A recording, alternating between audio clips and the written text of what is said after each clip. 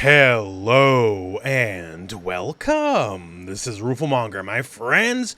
Today we're talking about the Capcom Pro Tour for Street Fighter 6.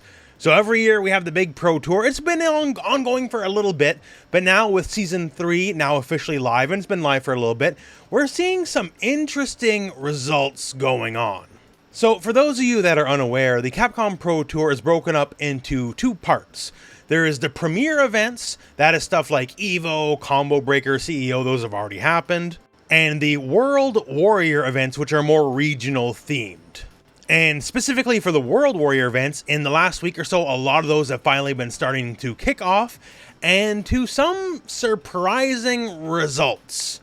And of course, admittedly, some predictable results as well, right? Like if I were to tell you, hey, Akuma won a Street Fighter 6 tournament, your response would be, well, of course he did. You know, winning tournaments is what Akuma does.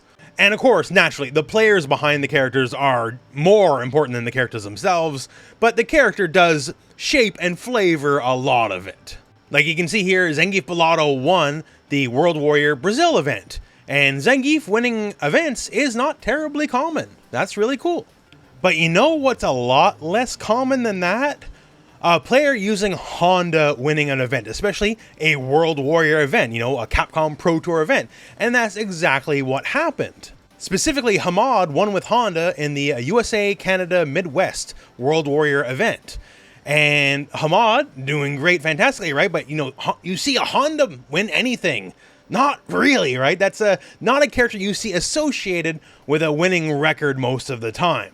And that's the real story. Like we talked about Zangief. Zangief can win every now and then. It's rarer, sure. Definitely not like Ken, Akuma, Rashid or whatever, but it can happen every now and then. Someone like Honda, usually not. And there's a lot more. A lot of these World Warrior events have made very solid appearances by what otherwise you would feel are tournament unworthy characters. And I think you can attribute a good deal of it to Season 3 kind of just honing the overall balance. And obviously there's still top tiers, there's still lower tiers, absolutely right. But the overall balance tier list is getting more condensed. Like to give a fantastic example, the UK and Ireland World Warrior event was won by Infectious. And he won with Marisa. Marisa, many people held in Season 2 as the single worst character in the game. I would have argued Lily, but still, she would have been really bad myself. But anyways, most people say Marisa was the single worst character in the game. And here she is winning the World Warrior UK and Ireland event against, you know, very strong players. And not only that, there's a story besides just, you know, a lesser played character winning the big event, right? It's also modern Marisa. Modern characters winning big events is even more rarer yet, right? And usually if you're going to see modern anybody, it's going to be like Chun-Li or Luke, or like characters that tangibly benefit from modern in some way, right? Because some characters are better in modern than others. Marisa's not usually held as one of those characters, and yet here we are, right? And there's even more Grand Final appearances as well. We have Jumbo making an appearance here in Grand Finals with Marisa in Europe West. Keeping it in Europe, World Warrior Germany was just won by random using Manon. And Manon, I know she's in a really weird spot where everywhere in the world considers her a lower tier character, except for Japan, who considers her a top tier character, mostly because of one person, but I don't know. Things get weird like that. But it is generally held that Manon does not win larger scale Capcom Pro Tour events. And here we are. A World Warrior event is a much, you know, larger scale Capcom Pro Tour event, and Manon is the winner. Weird, right? Like seeing yesterday's bottom tiers suddenly start winning in a lot of different regions. How about Jamie winning another World Warrior event? So Jamie just won World Warrior South America East, and for this one, this was by young Lord Blas. You may recall him making some waves in the Capcom Pro Tour finals a while ago. So certainly a very exceptional player, could probably win with just about anyone. Although their opponent Crame, also no pushover. You may have seen Crame recently making some waves as well, right? So all of a sudden now we have Honda winning a tournament, modern Marisa winning World Warrior event, Manon winning World Warrior event, now Jamie's winning World Warrior event.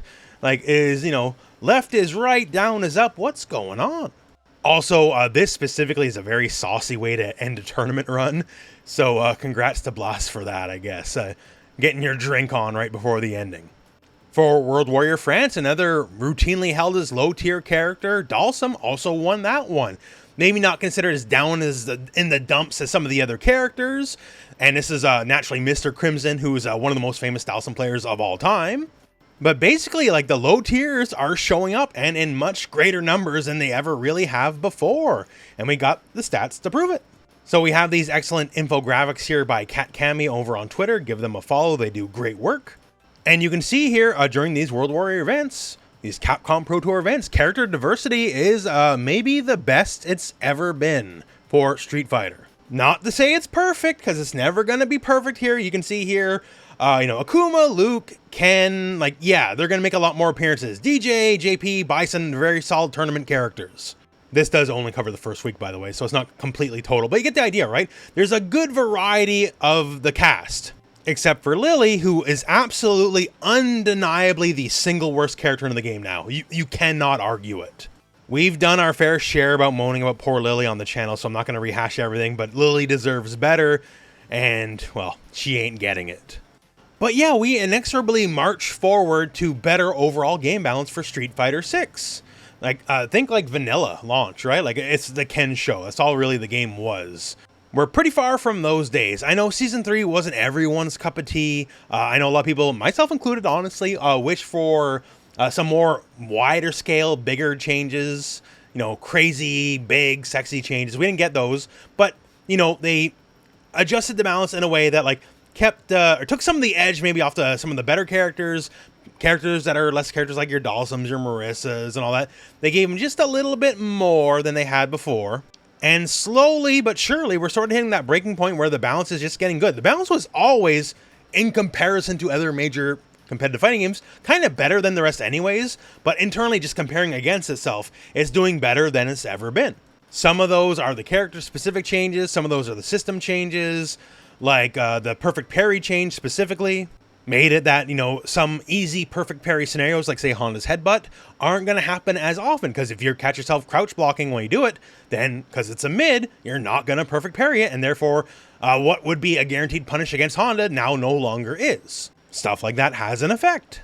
So basically, lots of little changes are leading to the game balance just kind of being better than ever overall. And that's why we're seeing a lot of these lesser played or straight up just lesser characters hitting the spotlight more often in this Capcom Pro Tour season, it would seem.